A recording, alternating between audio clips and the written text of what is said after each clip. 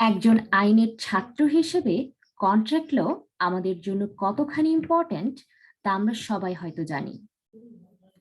এবং এই কন্ট্রাক্ট ল পড়ার সময় আমাদের দুটো বিষয় সম্পর্কে অবশ্যই স্বচ্ছ ধারণা রাখতে হবে।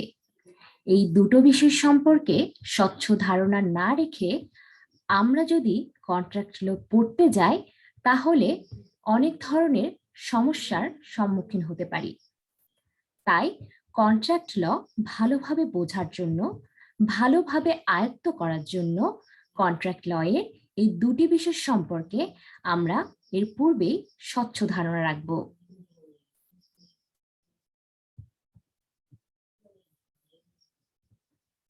প্রথমে আমরা একটি ডায়াগ্রাম দেখতে পাচ্ছি, যেখানে দেখা যাচ্ছে কন্ট্রাক্টকে দুটি অংশে ভাগ করা হচ্ছে।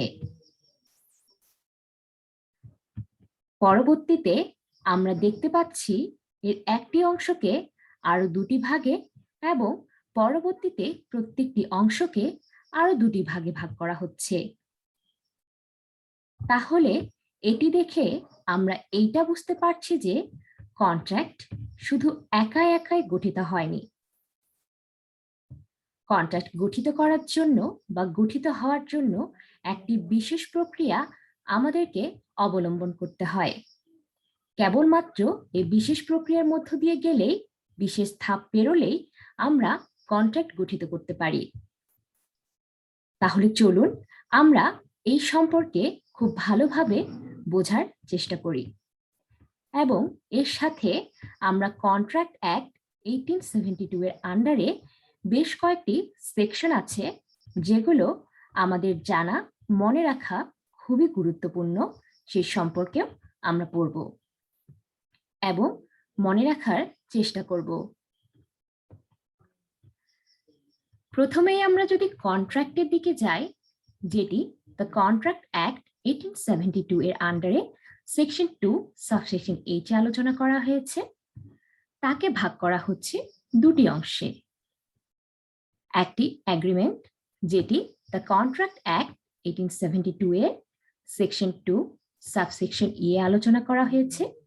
অন্যটি এনফোর্সেবল বাই ল সেকশন 10 এ আলোচনা করা হয়েছে।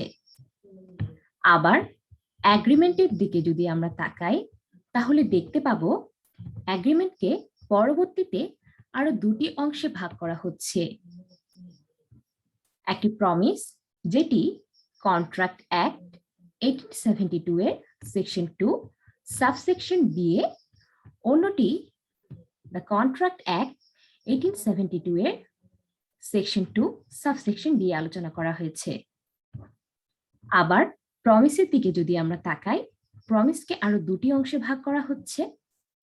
একটি অফার, যেটি কন্ট্রাক্ট অ্যাক্ট 1872 এর সেকশন 2 সাবসেকশন এ আলোচনা করা হয়েছে। অ্যাকসেপ্টেন্সকে সেকশন 2 সাবসেকশন বি আলোচনা করা হয়েছে। একইভাবে অফারকে দুটি অংশে ভাগ করা হয়েছে, উইলিংনেস এবং অ্যাসেন্ট। এই ডায়াগ্রামটিকে ভালোভাবে বোঝার জন্য আমি আপনাদেরকে নিচ থেকে উপরের দিকে আবার পড়ে শোনাবো এবং বোঝানোর চেষ্টা করব। আমরা দেখতে পাচ্ছি দুটি বিষয় মিলে অফার গঠিত হচ্ছে, অর্থাৎ অফার গঠিত হওয়ার জন্য আমাদের এই দুটি বিষয় খুবই গুরুত্বপূর্ণ, অর্থাৎ উইলিংনেস এবং অ্যাসেন্ট মিলে অফার তৈরি হয় এবং এই অফার এর সাথে যখন অ্যাকসেপ্টেন্স মিলিত হয় তখন আমাদের প্রমিস গঠিত হয়। অর্থাৎ প্রমিস গঠিত হওয়ার জন্য দুটি বিষয় লাগছে, যেটি অফার এবং অন্যটি অ্যাকসেপ্টেন্স। আবার যদি আমরা প্রমিস এবং কনসিডারেশনকে মিলাই তাহলে উভয় মিলে আমাদের এগ্রিমেন্ট তৈরি করছে। এই এগ্রিমেন্ট আর এনফোর্সেবল বাই লকে যদি আমরা মিলাই তাহলে এই দুটি মিলে আমাদের কন্ট্রাক্ট তৈরি করছে। তাহলে আমরা দেখতে পাচ্ছি মোটামুটি একটি বিশেষ প্রক্রিয়া অবলম্বন করে বিশেষ ধাপ পেরিয়ে আমাদের কন্ট্রাক্ট গঠিত হচ্ছে।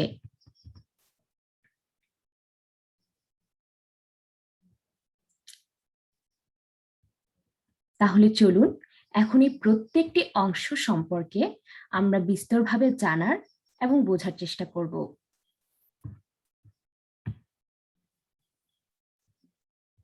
আমরা এর পূর্বেই বলেছি কন্ট্রাক্ট অ্যাক্টের সেকশন 2 সাবসেকশন H এ কন্ট্রাক্ট সম্পর্কে আলোচনা করা হয়েছে, অর্থাৎ কন্ট্রাক্টের ডেফিনিশন দেওয়া হয়েছে। যেই ডেফিনিশনে বলা হচ্ছে an agreement enforceable by law is a contract. An agreement enforceable by law is a contract.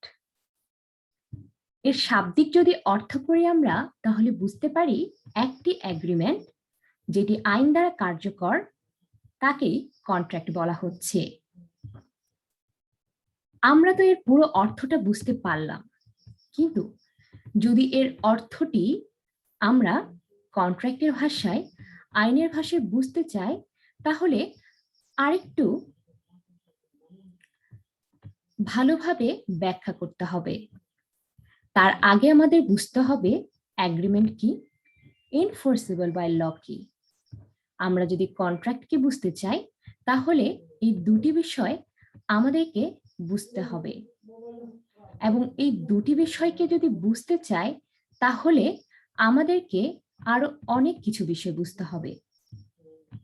যেমন আমরা যদি এখান থেকে শুরু করি, তাহলে আশা করি আমাদের এই বিষয়গুলো বুঝতে আরো সুবিধা হবে।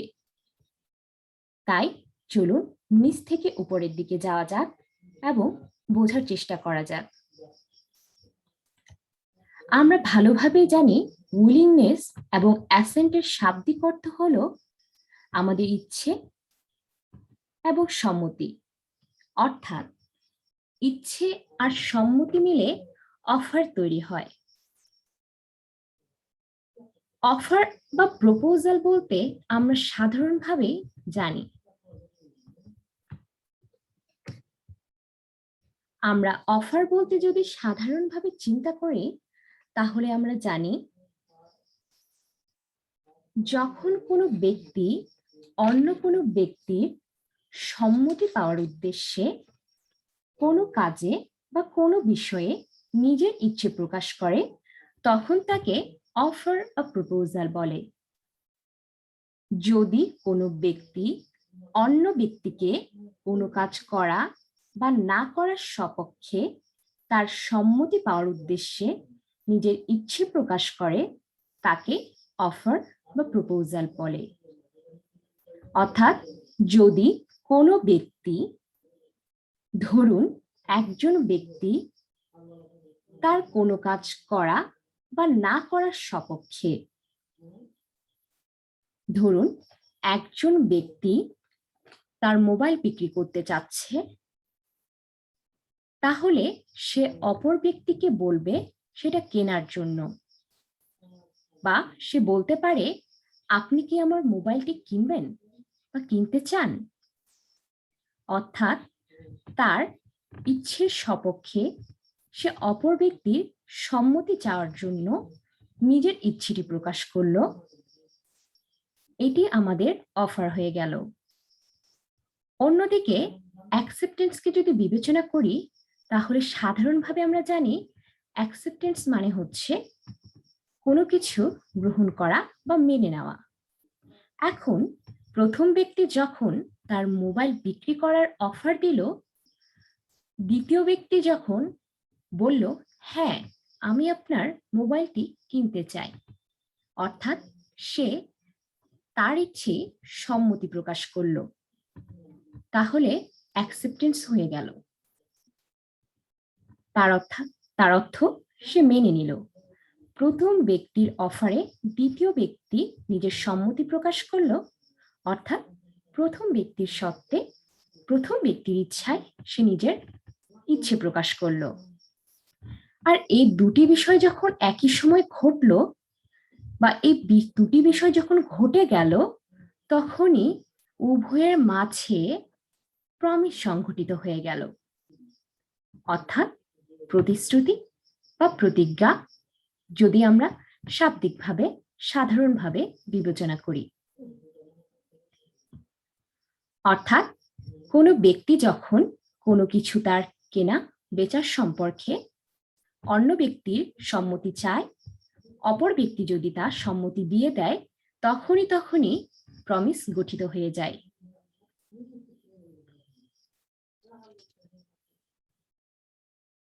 অর্থাৎ যখন একটি প্রপোজাল অ্যাকসেপ্টেড হয়, গৃহীত হয়, তখন তাকে প্রমিস বলা হয়। আমরা তো প্রমিস বুঝলাম, তাহলে কনসিডারেশন মানে কি?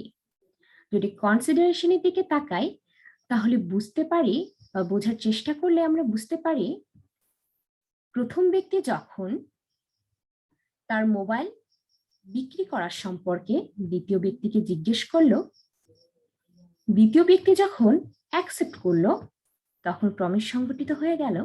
এখন তাদের এই কাজটা তো শুধু বিক্রি করা বা কিনতে চাওয়ার ইচ্ছের মধ্যে সীমাবদ্ধ থাকবে না। যেমন আমি আমার মোবাইল বিক্রি করতে চাই, তুমি কি কিনবে? সে বলল হ্যাঁ কিনবো। এখন কিনবো আর চায়ের মধ্যে তো থাকলে হবে না। প্রথম ব্যক্তিকে তার মোবাইলটি দ্বিতীয় ব্যক্তির হাতে হস্তান্তর করতে হবে এবং দ্বিতীয় ব্যক্তিকে মোবাইলের বিনিময়ে প্রথম ব্যক্তিকে কিছু পরিশোধ করতে হবে। এখন প্রথম ব্যক্তি যখন তাদের কথার সাপেক্ষে দ্বিতীয় ব্যক্তির কাছে মোবাইলটি দিল, তখন দ্বিতীয় ব্যক্তির জন্য তা কনসিডারেশন হয়ে গেল। একইভাবে দ্বিতীয় ব্যক্তি যখন তাদের কথার সাপেক্ষে প্রথম ব্যক্তিকে মোবাইলের বিনিময়ে অর্থ দিল, তখন দ্বিতীয় ব্যক্তির জন্য তা কনসিডারেশন হয়ে গেল। অর্থাৎ সামথিং ইন রিটার্ন, কারোর সাথে কন্ট্রাক্ট করার ফলরূপে যে ভ্যালু বা ফিনান্সিয়াল ভ্যালু আদান প্রদান করা হয়, তাকে কনসিডারেশন বলা হয়। অর্থাৎ কারোর সাথে কন্ট্রাক্ট করার ফলরূপে যে ফিনান্সিয়াল ভ্যালু আদান প্রদান হয়, তাকে কনসিডারেশন বলা হয়। আশা করি আমরা প্রমিস এবং কনসিডারেশন সম্পর্কে বুঝতে পেরেছি।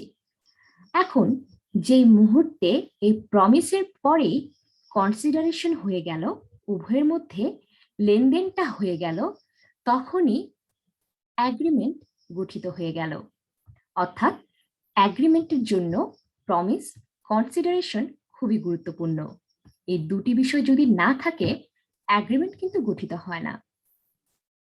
তাহলে আমরা অ্যাগ্রিমেন্টকে তো বুঝতেই পারলাম, যখন যার জন্য প্রপোজাল তৈরি করা হয়েছে সে তা অ্যাকসেপ্ট করলো এবং যথাযথ কনসিডারেশন বিদ্যমান থাকলো, তখন তাকে অ্যাগ্রিমেন্ট বলা হয়।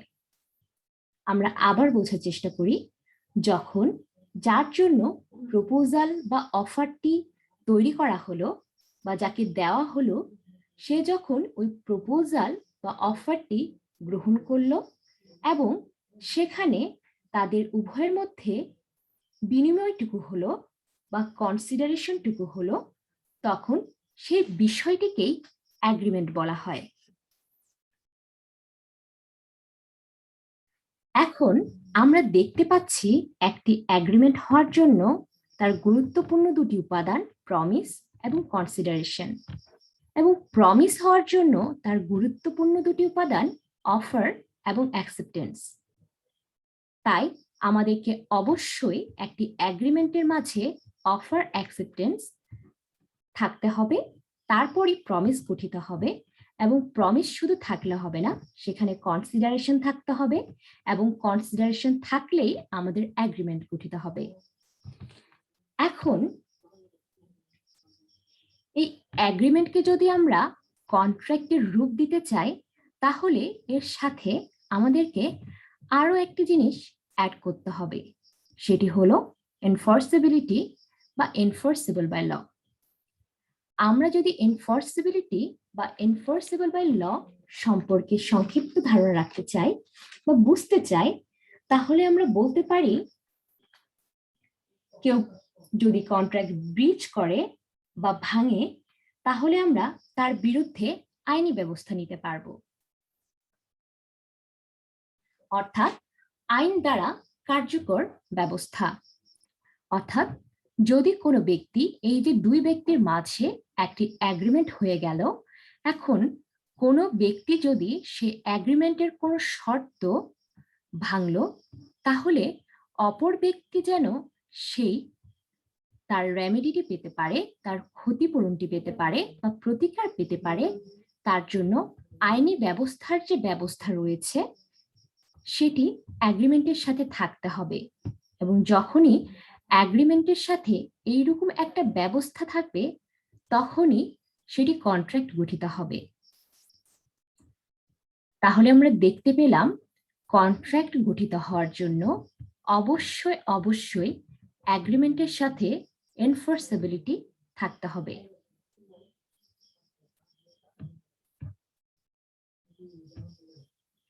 তাহলে আমরা এখানে কন্ট্রাক্ট অ্যাক্ট 1872 এর আন্ডারে সেকশন ওয়াইজ যে ডেফিনিশন গুলো আছে সেগুলো আবার বোঝার চেষ্টা করি। কন্ট্রাক্টকে দ্য কন্ট্রাক্ট অ্যাক্ট 1872 এর সেকশন 2 সাবসেকশন 8 এ আলোচনা করা হয়েছে, যেখানে বলা হচ্ছে an agreement enforceable by law is a contract, অর্থাৎ যে এগ্রিমেন্টটি আইন দ্বারা কার্যকর সেটি হলো কন্ট্রাক্ট। তারপরে যদি আমরা এগ্রিমেন্টের দিকে তাকাই, আমরা জানি এগ্রিমেন্টকে কন্ট্রাক্ট অ্যাক্ট 1872 এর আন্ডারে সেকশন 2 সাবসেকশন ই তে আলোচনা করা হয়েছে, যেখানে বলা হচ্ছে every promise and set of promises forming consideration for each other is a contract, অর্থাৎ প্রত্যেকটি প্রমিস এবং প্রমিসের সেট অথবা বেশ কয়েকটি প্রমিস মিলে যখন কনসিডারেশন ফর্ম করে বা সেখানে কনসিডারেশন বিদ্যমান থাকে, তখন উভয়ের মধ্যে এগ্রিমেন্ট গঠিত হয়।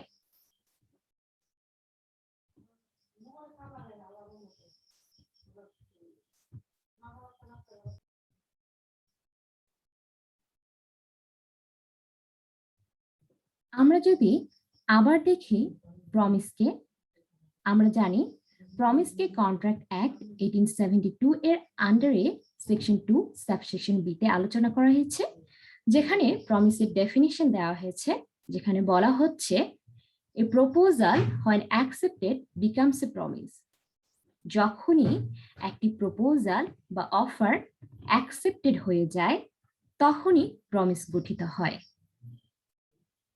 কনসিডারেশন সম্পর্কে দ্য কন্ট্রাক্ট অ্যাক্ট 1872 এর সেকশন 2 সাবসেকশন ডি তে আলোচনা করা হয়েছে, যেখানে এর ডেফিনিশনে বলা হচ্ছে an act or abstinences done at the desire of the promiser, এমন ধরনের কাজ যেটি প্রমিসরের ইচ্ছার ফলরূপে বা তার সত্ত্বের ফলরূপে সংঘটিত হয়।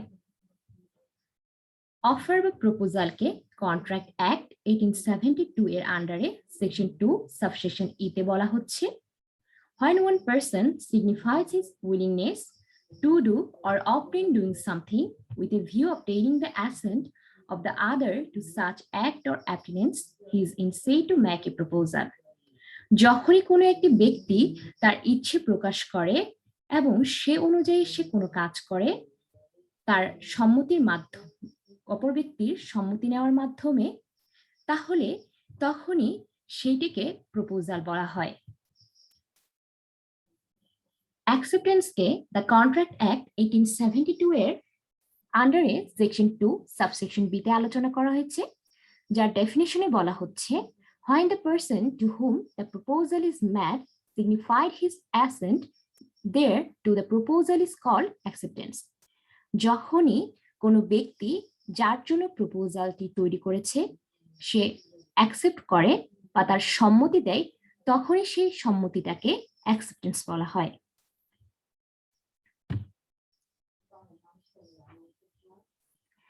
এখন আমরা এগ্রিমেন্ট এবং কন্ট্রাক্টের ছোট্ট একটি পার্থক্যের মাধ্যমে বা ডিফারেন্সের মাধ্যমে আরো পরিষ্কারভাবে বোঝার চেষ্টা করব। এই ডিফারেন্সটি আমাদের জন্য খুবই গুরুত্বপূর্ণ। আমাদের বিভিন্ন পরীক্ষায় আমাদের কন্ট্রাক্টরের বিভিন্ন ধরনের পরীক্ষায় এটি কোয়েশ্চেন হিসেবে আসতে পারে। তাই এই ডিফারেন্সটি আমাদের মনে রাখা বা এই ডিফারেন্সটির মাধ্যমে আমাদের অ্যাগ্রিমেন্ট এবং কন্ট্রাক্টকে মনে রাখা খুবই সহজ হবে এবং আমাদের জন্য খুবই গুরুত্বপূর্ণ। অ্যাগ্রিমেন্টের যদি সাংঘিকভাবে বিবেচনা করি তাহলে বলা হচ্ছে when a proposal is accepted by the person to whom it is made with requisite consideration, it is an agreement.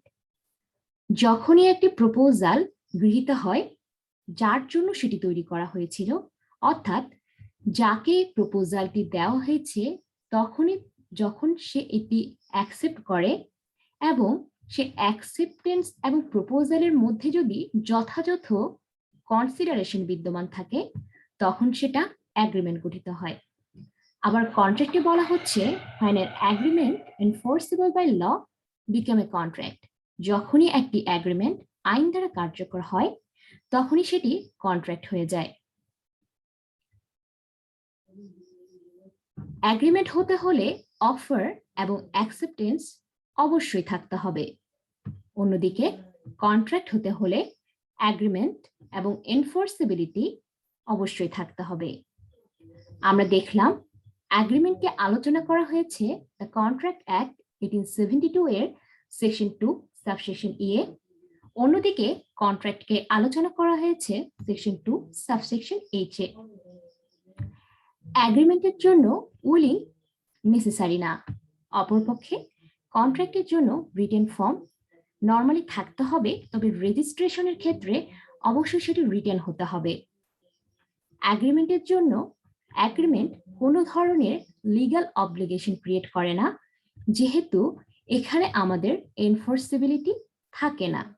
অপরপক্ষে কন্ট্রাক্টে লিগ্যাল অব্লিগেশন বা আইনি দায় দায়িত্ব তৈরি হয়, অর্থাৎ যেহেতু আমাদের এখানে এনফোর্সেবিলিটি বিদ্যমান থাকে। Every agreement need not be a contract, অর্থাৎ প্রত্যেকটি অ্যাগ্রিমেন্ট যে কন্ট্রাক্ট হবে এটি কিন্তু না। অর্থাৎ কোনো কোনো অ্যাগ্রিমেন্ট শুধু অ্যাগ্রিমেন্টই থাকতে পারে, আবার কোনো কোনো অ্যাগ্রিমেন্ট কন্ট্রাক্টের রূপও নিতে পারে। আবার কন্ট্রাক্টের মধ্যে সবগুলোই কিন্তু অ্যাগ্রিমেন্ট, যেহেতু আমরা জানি অ্যাগ্রিমেন্ট থেকেই কন্ট্রাক্টের উৎপত্তি, কিন্তু কন্ট্রাক্ট থেকে অ্যাগ্রিমেন্টের উৎপত্তি না। এবং অ্যাগ্রিমেন্টের ক্ষেত্রে বলা হচ্ছে ওয়াইড স্কোপ, অর্থাৎ আমরা বিভিন্ন ক্ষেত্রে বিভিন্ন বিষয়ের উপরে অ্যাগ্রিমেন্ট করতে পারি।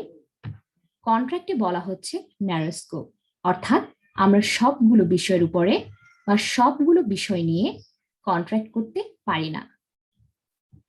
আমরা যদি অ্যাগ্রিমেন্টের এক্সাম্পল সেট করতে চাই তাহলে আমরা দেখতে পারবো সকল ধরনের সোশ্যাল এবং ডোমেস্টিক যে ট্রানজ্যাকশন গুলো রয়েছে, অর্থাৎ সামাজিক এবং পারিবারিক যে বিনিয়োগগুলো রয়েছে সেগুলো হচ্ছে অ্যাগ্রিমেন্ট। এছাড়াও কমার্শিয়াল অথবা বিজনেস যে ট্রানজ্যাকশন গুলো রয়েছে সেগুলো হলো অ্যাগ্রিমেন্ট। এখন সোশ্যাল বা ডোমেস্টিক ট্রানজ্যাকশন আসলে কি? আমরা জানি পারিবারিক ট্রানজ্যাকশন বা পারিবারিক বিনিময়, যেমন আমরা অনেক সময় আমাদের ফ্যামিলিতে আমাদের প্যারেন্টসরা বলে থাকেন তুমি যদি ভালো রেজাল্ট করো বা আগামী পরীক্ষায় তুমি যদি ভালো রেজাল্ট করো তাহলে আমি তোমাকে ল্যাপটপ কিনে দেব, বাইক কিনে দেব বা ফোন কিনে দিব, বা এমন বিভিন্ন ধরনের প্রমিস করে থাকেন। এই প্রমিসগুলো যখন করে থাকেন তখন সেখানে কিন্তু কনসিডারেশনও বিদ্যমান থাকে, কিন্তু এগুলোকে শুধুমাত্রই অ্যাগ্রিমেন্ট বলা যাবে, যেহেতু এই প্রমিসগুলো এই অ্যাগ্রিমেন্টগুলো ভায়োলেশন হলে বা এই অ্যাগ্রিমেন্টগুলো ব্রিচ হলে আমরা এর পরিপ্রেক্ষিতে কোনো ধরনের আইনি ব্যবস্থা নিতে পারি না। কেননা পরিবারে হরহামেশাই এরকম বিভিন্ন ধরনের ট্রানজ্যাকশন বা বিভিন্ন ধরনের অ্যাগ্রিমেন্ট হতেই পারে। যেহেতু পরিবারের মধ্যে আমাদের আবেগ, ইমোশন এবং বিভিন্ন ধরনের সম্পর্ক থাকে, তাই পরিবারের মধ্যে শুধুই অ্যাগ্রিমেন্ট গঠিত হবে এবং এক্ষেত্রে কন্ট্রাক্ট হয় না।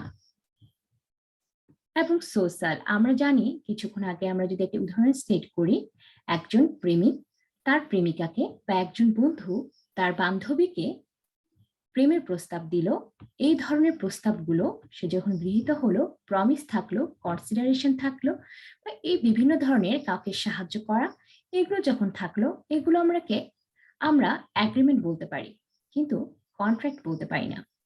এবং কমার্শিয়াল বা বিজনেস ট্রানজেকশন অর্থাৎ বিভিন্ন ধরনের ব্যবসায়িক লেনদেন, বা এই যে আমরা কিছুক্ষণ আগে মোবাইল কেনা বেচার সম্পর্কে যে এক্সাম্পলটি সেট করেছি সেগুলো। অন্যদিকে কন্ট্রাক্টের দিকে তাকালে আমরা দেখতে পাই শুধুমাত্র কমার্শিয়াল বা বিজনেস ট্রানজেকশনকেই কন্ট্রাক্ট বলা হচ্ছে, অর্থাৎ ব্যবসায়িক ক্ষেত্রে বা বাণিজ্যিক ক্ষেত্রে যে লেনদেনগুলো হয়, যে বিনিময়গুলো হয়, সেগুলোকে কন্ট্রাক্ট বলা হয়। কেননা এগুলো ব্রিচ করলে, এগুলো ভাঙলে আমরা আইনি ব্যবস্থা নিতে পারি। আশা করি আমার পুরো লেকচারটি আপনারা সবাই বুঝতে পেরেছেন। আর আপনাদের যদি আমার লেকচার সম্পর্কে কোনো ধরনের মতামত থাকে, অবশ্যই আপনারা সেটি কমেন্ট বক্সে জানাবেন। ধন্যবাদ সবাইকে।